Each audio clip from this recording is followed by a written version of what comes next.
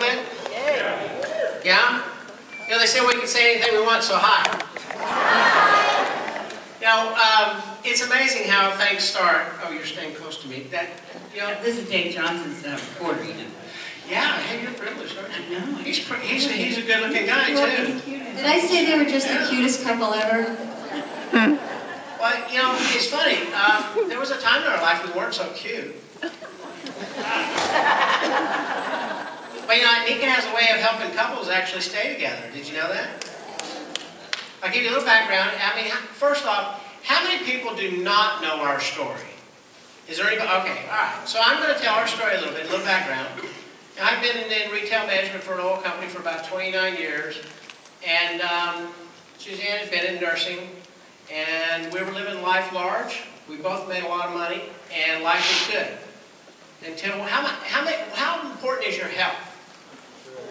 Everything, right? I mean, it's okay to have money, but if your health, well, we were healthy and had money, and that was okay.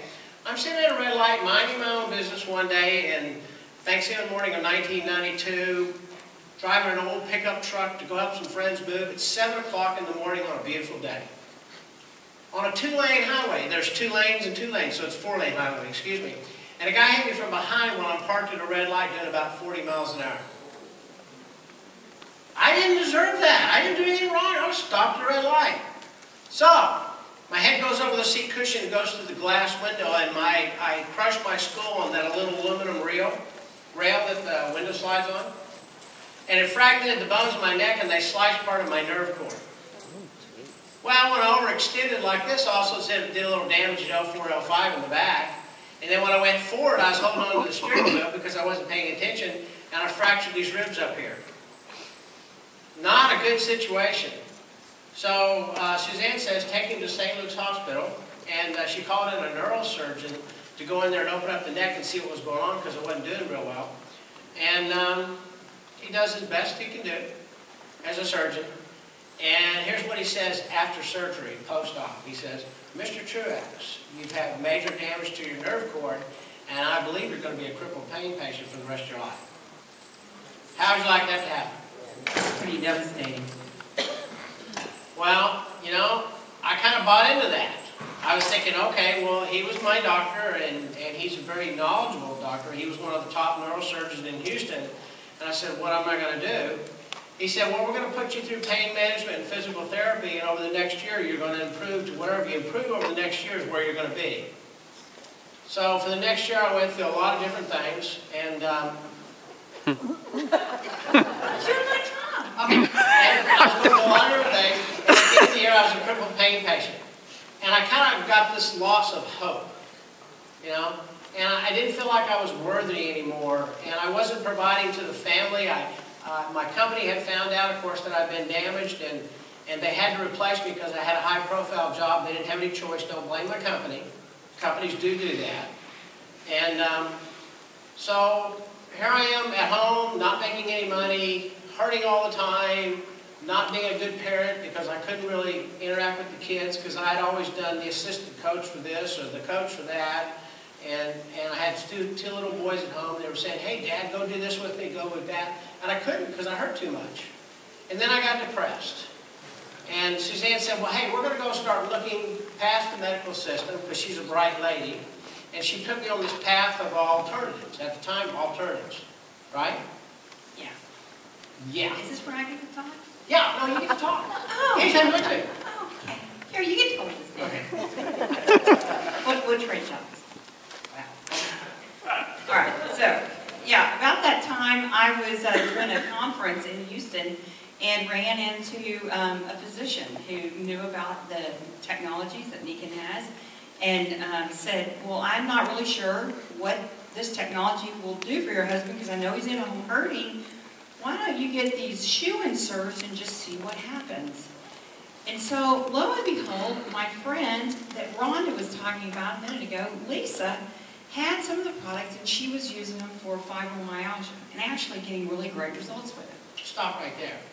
The best kept secret. Using the products for herself, but not telling anybody. Go ahead. She's going to hear about that.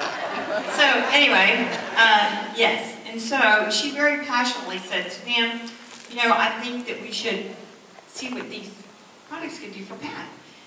So y'all have to realize too, we had already spent thousands of dollars of our own money. You know, of course our insurance had maxed out for this injury. So we had already spent thousands of dollars on things that, you know, 13 years ago were considered alternatives like chiropractic and stuff like that. $30,000. Yeah. You just have to pay. I do. And anyway, so when my friend showed me the NIKKEN technology, I just looked in the catalog and said, I want everything. So if you can imagine, I just went through the whole catalog. And that was a long time ago. That was when NIKKEN was magnets. That's what it was magnetics. We had the sleep system, so, and we had the shoe inserts. We didn't have any jewelry. So I bought all kinds of things, the whole catalog. The whole catalog. How would you like to have somebody coming out and say, well, okay, I'm going to sign up, but just sell me one of everything? She didn't sell it to me, I bought it. Oh, that's right. She said, I don't want to sell it to you, so you can become a member because, and you can buy it at wholesale cost. And she said, well, okay, I like that idea. Right. And so that's what I did. So a few days later, I was at work, and the UPS guy came and brought these big boxes, lots of boxes.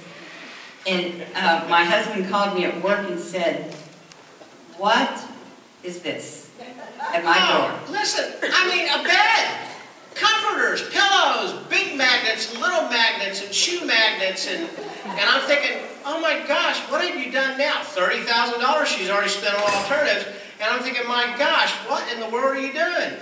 I'm not going to have any 401k left, because I'd saved 29 years on a 401k, and she's spending it all. And what did you tell me? Can we say the nice word? Yes, I said, shut up and I'll be home in a little while.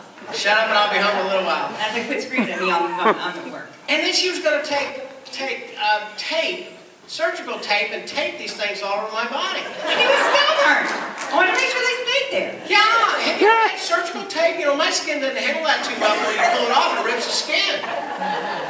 Well. Oh, so I'm smart. She gets a bed, and she puts it on our bed. And I'm saying, I'm not sleeping on that bed. So I got my son's. That's what you thought you were going to stick to the refrigerator. Yeah. Were you going to tell them that part? Listen, I thought she was out to get me because I was going to be stuck on the refrigerator, couldn't get off, or if a car drove by, they'd suck me away. And I figured it was just the way she was trying to go right at that time, right?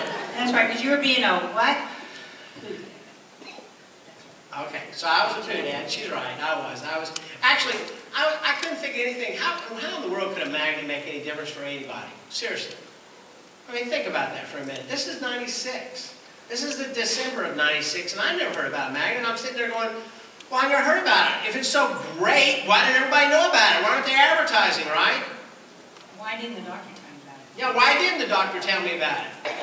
And so she puts these magnets on me, and then I get the kids to carry a lounge chair and put it next to the bed so I can sleep in the lounge chair. Aren't I smart? Because I'm not going to sleep in that bed because, I don't know, am I stubborn? Food head, okay. So, you know, she finally has a talk with me one day. She says, you know, Pat, if you've given up and you're really not wanting to try anything new and innovative,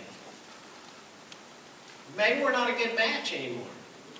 Ooh. I said, oh, wait a minute now. And I said, okay, I'll humor her. I'll get with this program, okay? I'll tolerate this, and I'll show her these things do not work. Y'all got the message? So, 4 months into this program, I'm sitting on the side of the bed one morning, and I'm saying, you know, there's something different here. And I'm looking at my left foot, and you know, I can actually move my toes on the bed. I'm going, well, that's unusual after 4 years of not being able to move anything. I mean, you could hit it with a club hammer, and I wouldn't have felt it. I mean, every time I go to the neurologist, which was twice a year, he'd stick needles all up and down my leg, and I didn't feel those. And then, you know, I sat there and I put my foot on the floor, and I pulled my foot back by hand. I had to pull it. I still hadn't had a lot of motor movement. And, you know, the carpet felt like sandpaper. It hurt like hell. Excuse my language. But I was going, man, this is different. So I'm sitting there, I get to